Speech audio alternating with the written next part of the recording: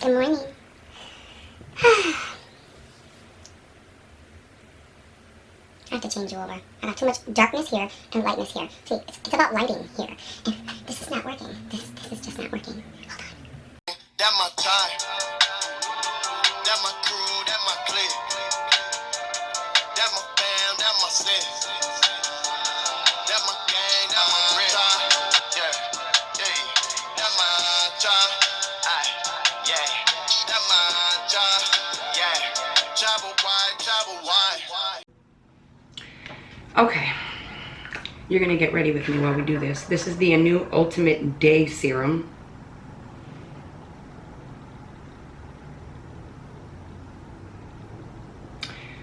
And I'm just gonna put this all over my face. All right, so I talked about it a little bit on the live where we discussed how me and my husband raised 4 kids, okay? And we're gonna talk about my stepdaughter, Unique. So when I met Kilo, he was separated from his baby mom. They weren't together. She had cheated on him, he had cheated on her. It was young love, whatever. So then I came in the picture. I met my husband in Connecticut, or he found me. I didn't really found him. I saw him. He grabbed me, and we just never let go of each other. So anyway, he was in Connecticut. He was working. He was trying to get, he was trying to do better for his life, in turns doing better for his daughter. My husband has always been, that's one thing I knew when I met him, that he was great with kids. Everybody and anybody's kids. He was always great with kids. So I knew. And then once I found out he had a daughter, which he never hid it from me, who was in Buffalo, I just knew, like, you know what I mean? I just knew that he would be a great father. Anyway, moving on. It was months that we were together in Connecticut, and he decided that he missed his daughter and he wanted to go back to Buffalo. Now, Buffalo from Connecticut is about 8 hours. At that time, I think it was almost a year that I think he went to go visit once. He came back, whatever. And he decided he wanted to go back up there. So at that point, I was 17 years old. And, I was living on my own or whatever, and I had moved in with him. But he was going back to stay with someone, and I couldn't go. Time goes by, I moved to Buffalo. 17 years old, I had a couple jobs, I stacked up my money, and I moved to Buffalo with extra money in hand to make sure I was good. Anyway, we get an apartment together.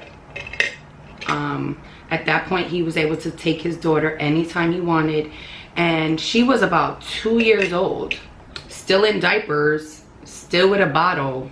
And so since 2 years old, I was the only woman that she ever remembered her father being with. Like, she didn't remember her mother being with Kilo at all, because she was 2. So she grew up knowing that Daddy and Melissa were together. And I loved her, and I built a connection with her from day one. Like, she even remembers to this day. The child has such a great memory. Me at 17 and her at like 2.5, counting and lining books together. So basically, she was my first child before I had Tony. I helped take care of her, along with her father. Mostly her father at the time, because he was like, that's Daddy's girl. So, and I never had a problem with the baby mother, ever. So moving on, I get pregnant with Tony in Buffalo. I moved down to Connecticut. Kilo obviously comes with me. We're about to start our family. His daughter is in Buffalo, but things aren't changing in Buffalo. Kilo knows too many people in Buffalo. His life would not be, that's why he moved from Buffalo in the first place, because it's it's thug life up there. And I knew if we were gonna make it as a family, if I was gonna make it, I needed my family, and I couldn't stay up there. So we both moved down back to Connecticut. We got an apartment, everything else, you know. From there, I had Tony. We would travel to Buffalo, go see his daughter every maybe like 3 times a year. We would just up and go. Let's go see Unique. Let's go see Unique. And I had Tony at the time, so I wanted him to know his sister.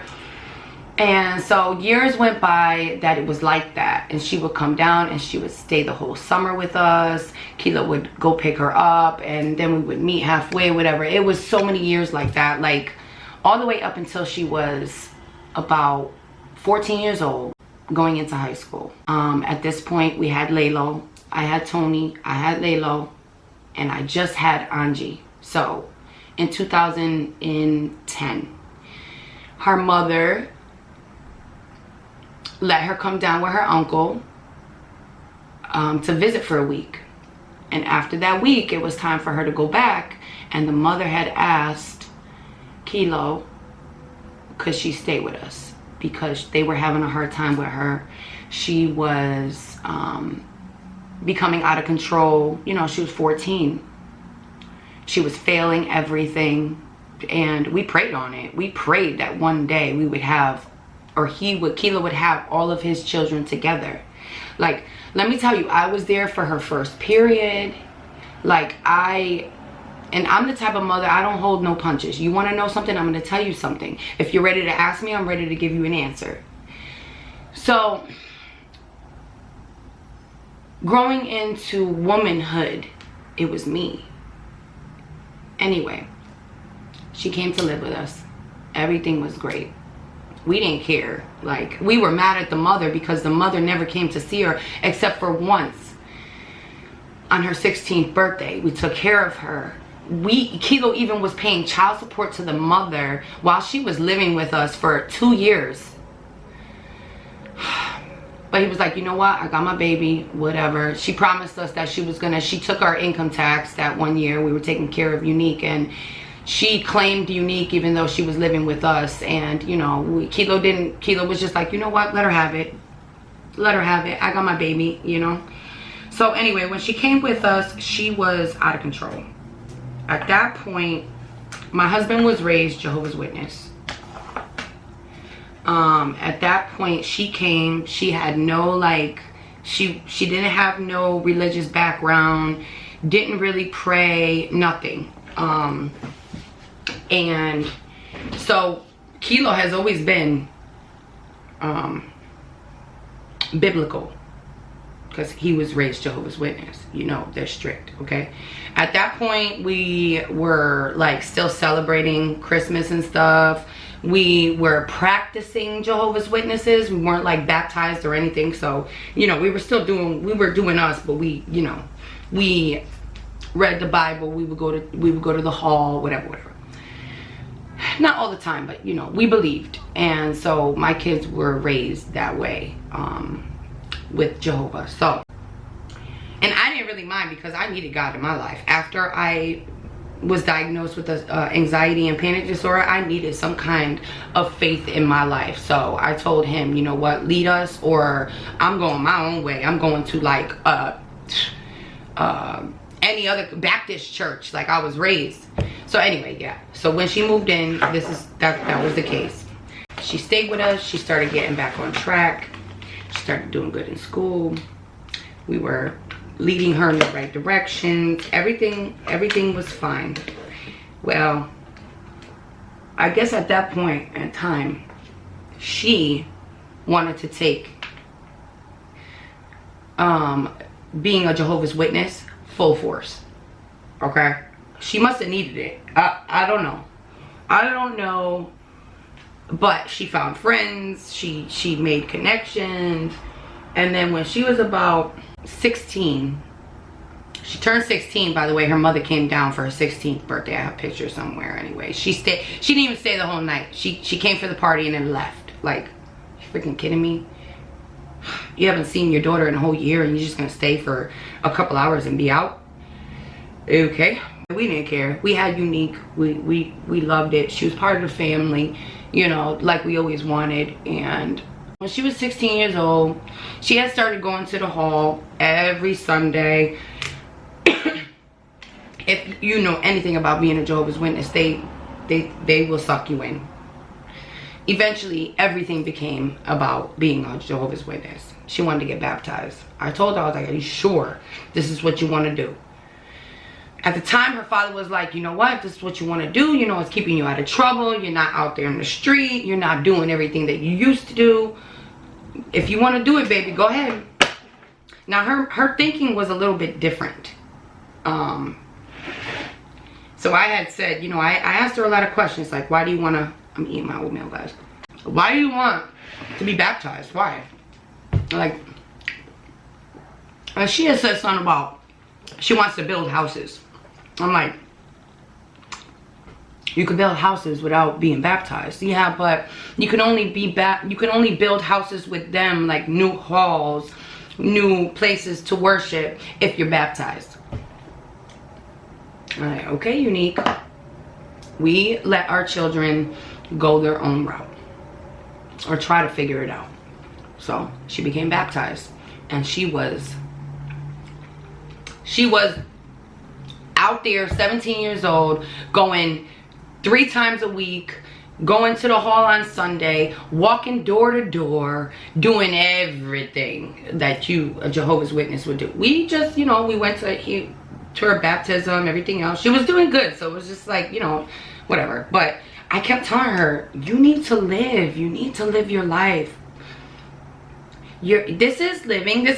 No, Unique, you're not making friends. You're not, your head is in the Bible 24/7, which is good, but not when you're overconsumed and you no longer have time to spend with your family because you're trying to be, like, they make you withdraw because we weren't baptized. So it was like, it just got really weird. Anyway, through this time, I was still there. Her father was still there. You know, we were still teaching her things like having a bank account. She got her job. She worked at Dunkin' Donuts for almost 2 years. And then she graduated high school, and she was like full-time, and we never saw her. I didn't know if she was working or if she was with the people from the hall or what she was doing at all. Anyway, through that time, I taught her how to drive. There's also a vlog, if you go way back, I'll try to post it here, where I took her to get her license and when she passed. So that was exciting. Like, we were there for the biggest accomplishments in her life. The biggest. Now it comes to, she gets her license. Now she wants to take the car everywhere. No, I cannot let you take my car everywhere, like whenever you want. So you got to save up your money, get a car, whatever. She started wanting to branch out. Like, she got into that adult stage where she just wanted to do what she wanted to do. But she was still a Jehovah's Witness. But she was acting different. She was acting different, and I knew something was going on, but I didn't know what.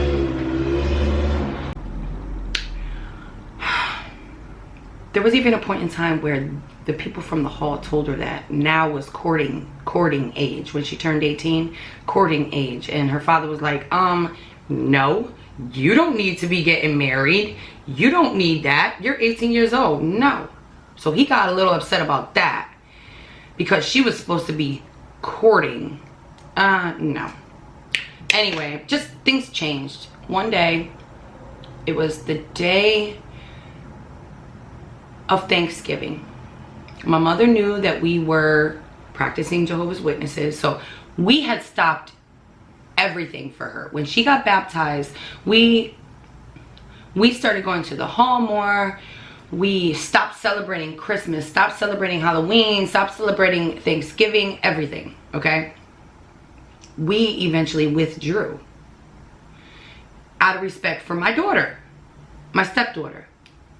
She was my daughter in my eyes. When she was here, she was my daughter. Her mother was not in the picture. They used to talk on the phone, but I raised her like one of my own.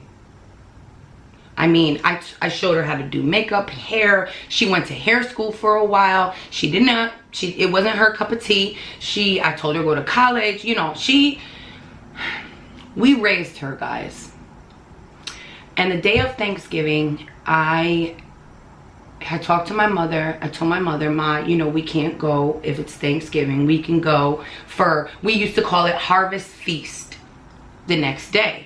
And my mother decided to do that because it would make Unique feel more comfortable, and she can go there without getting backlash from the people from Jehovah's Witnesses, okay? So I tell her, I'm like, Unique, you're coming tomorrow, right? Well, no, I was making a turkey on Thanksgiving just because I had it and I was making it. It wasn't Thanksgiving to us. We were just having a turkey. We weren't gonna sit there and pray or nothing like that. And that was for her. I said, you gonna eat this? And she was like, no. I'm like, why? I mean, we're not celebrating it because I don't want to. I was like, okay, well, are you going? She started getting real weird. So I'm like, okay, so are you gonna be going to Mima's tomorrow? No, I'm not going. I'm like, but wait, you told Mima is doing it Thanksgiving or Harvest Feast. She's doing Harvest Feast days later for you, so we can all be together as a family. Well, I don't want to go. I'm like, all right, don't go then. But we knew she was acting weird, okay? Now, we didn't know what was going on. We go to the Harvest Feast, and we come back, and on my way back,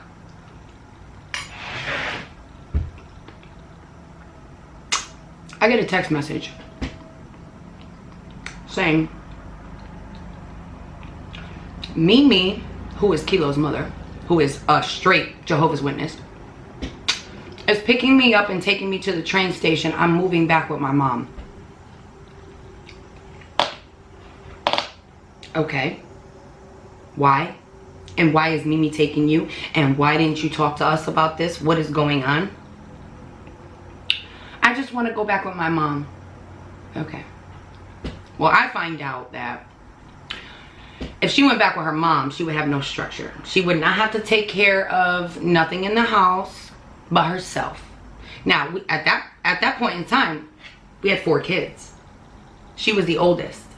She had more responsibility because she was the oldest. She was 18 years old. I was working at the time, and you know, she needed to watch Angie, or she needed to go pick her up from school or whatever. She didn't want the responsibility. She just wanted to take care of herself. She no longer wanted to be a part of the family household. She wanted to branch off. Okay, but you do it the right way. You don't just up and leave because you're scared. That's not what you do as a woman, as a growing woman. So she was gone. She left. And ever since that day, Kilo has not talked to his mother. Because how dare she put her feet into something that she didn't belong. And so Kilo's mother decided that she was going to be a part of it because Unique told, there was multiple stories. Unique told Kilo's mother, the Jehovah's Witness, that we did not let her serve Jehovah freely. And that's why she wanted to go back with her mother. What? Are you freaking kidding me? She did not come with us to Harvest Feast because she chose not to. Okay. We didn't make her. She wanted to get baptized. We were there. She was in her Bible. She was walking the streets, knocking on people's door. She was able to follow Jehovah very freely, except not marry. Anyway, not marry one of the Jehovah's Witness people at 18 years old just because they told her to. Anyway, she wanted her own thing. She left. Well, not more than a month later, we hear she is no longer a Jehovah's Witness. And mind you, she has her license. That. You know, she's getting her license and she's a really good girl. So I pray that she gets this because she deserves it. Anyway, enough of my babbling. She is coming and she looks happy. You happy? Yes? Yes? Don't play with me! Don't play with me! Don't play with me! What? What? What? Look at my paper. The pink one.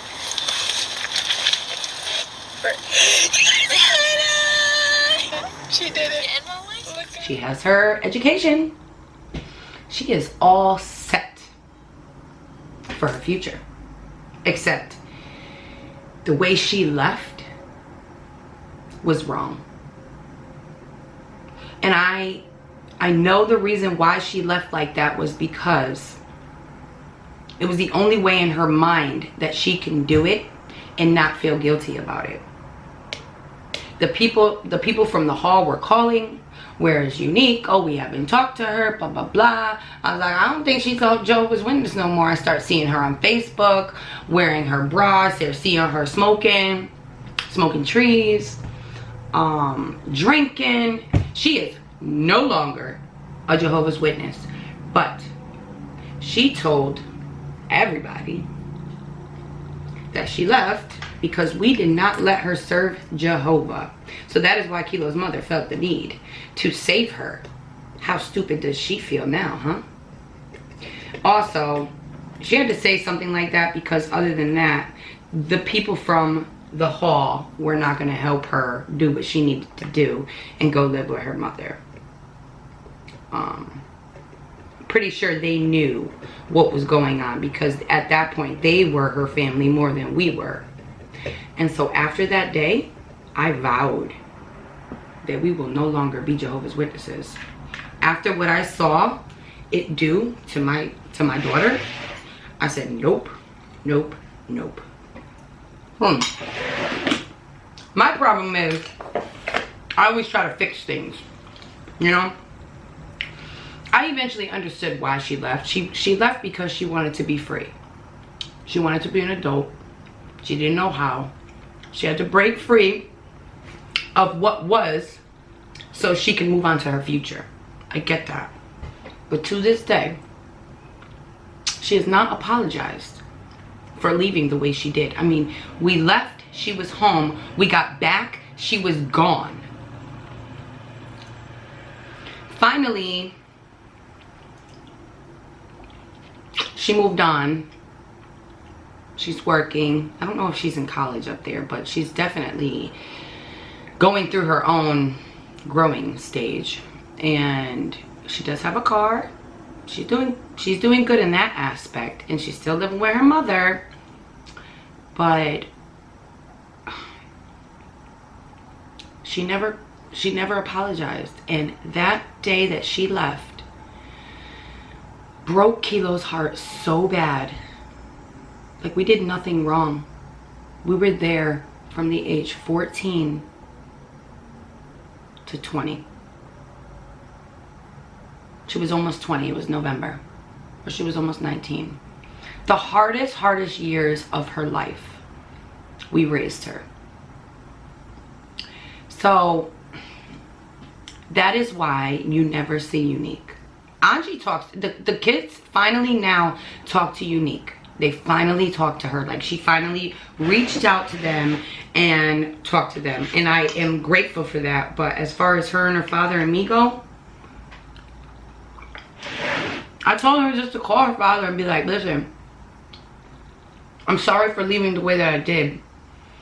And Kilo was hurt. Like, he didn't want to talk to her. And she eventually reassured him that she didn't leave because he was a bad father or anything. She just wanted to go back with her mom. She knew that there would be hurt and that her father wasn't going to take it lightly. So she decided just to run and not look back for the longest time. I stepped in and I said something about her apologizing, and she got mad at me. So I have not spoken with her for a minute, and that's okay. But I still love her as my own, and I still am proud of her for what she accomplished. And I am positively sure that the outcome of her journey will be fine. I mean, she has her mother. But even her mother's not settled down, really. She's older than me, and she's not married. She doesn't have her own house or anything, but she has a decent job. And they live together. So she is grown. She is now 23 years old. And that is why you don't see her. One day, I'm pretty sure she's gonna knock on the door and be like, hey, you're a grandpa. Or she's gonna be like, hey, I'm getting married. I love you, Daddy, and I'm sorry. Something, I hope. He was depressed, guys. He was so fucking depressed. And it hurt so bad to see him so sad. And I couldn't do anything about it. Like, we didn't do anything wrong. It was just the journey, just like with Tony. She needed to find her own way. It was just unfortunate of how she wanted to do it. Because she couldn't be grown enough to be like, listen, I'm ready to be on my own. Or to leave the nest. And just say she wanted to go back. But she just wanted to think about herself. And she didn't want to be Jehovah's Witness no more. And she had no way out unless she just left. And told a bunch of lies, I guess.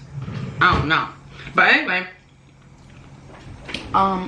Kilo has not talked to his mother. His mother never called to apologize of what she did. She probably feels stupid as hell. I would. If you took somebody's child away, like sneakily, because they told you that we wouldn't let her be a Jehovah's Witness and you fell for that shit, and now to this day she's doing everything a Jehovah's Witness would never do. Well, shame on you, because now you lost the connection with your oldest child. Like, she was never a really good mother anyway. Pops let that be known. She was never a good mother. Thank God for Pops. So, but at least we still got Pops in our life. But I know that hurts Kilo. And really, we don't have a lot of family. I do. I got all my father's side of the family. You guys saw them. But, damn, this is going to be a really long video. But yeah. So, now I'm going to try to find pictures of when we were a family. So when I say family of 6, she's still my baby. She's still one of my kids. She's still a child that I helped raise. I adopted her as my own. When I married my husband, she became my daughter. Not my stepdaughter, my daughter. And I used to say, my daughter. She'll be standing right next to me, I'll say, my daughter. I never wanted to take her mother away. I never made her call me mommy or anything like that. I was Melissa or Melly Poo Poo or whatever name she decided she wanted to call me. But to me, in my eyes, she was my daughter. I mean, she would come to me and tell me so much stuff. Like, we had a connection. She would tell me so much stuff she couldn't and she wouldn't tell anybody. Nobody. And I was there for that. And no matter what, I know she knows. We know that she knows. But it's kind of hard when you fuck up that bad. It's almost like out of sight, out of mind, I think, for her.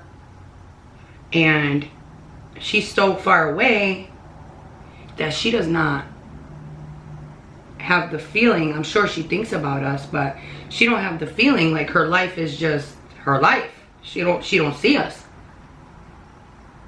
So she don't really have to think about it. But I know she does. I know she sits back and she'll have to tell memories of certain things when she did certain things and we pop up in her mind. She knows how much we did for her. So anyway, yeah, I don't know if you made it to the end of this video. You are a true freaking ride or die. But obviously, if you were curious about the 4th child, now you know. So I am going to add some video and pictures that I could find so that you guys can visualize who I'm talking about. And that, my friends, is the story of my missing child. Until the next video, I will catch you on the flip side. I'm gonna finish doing my face now. I mean, we all know I can't do my face and talk at the same time, right? We all know that. We all knew the outcome of Get Ready with Melisandra and talk. We knew that wasn't gonna happen. Anyway,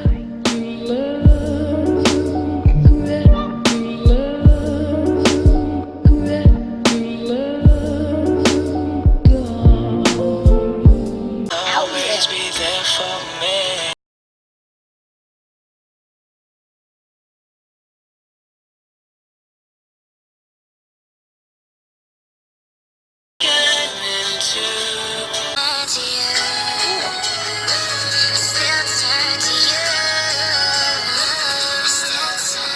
Oh, Dad knows this?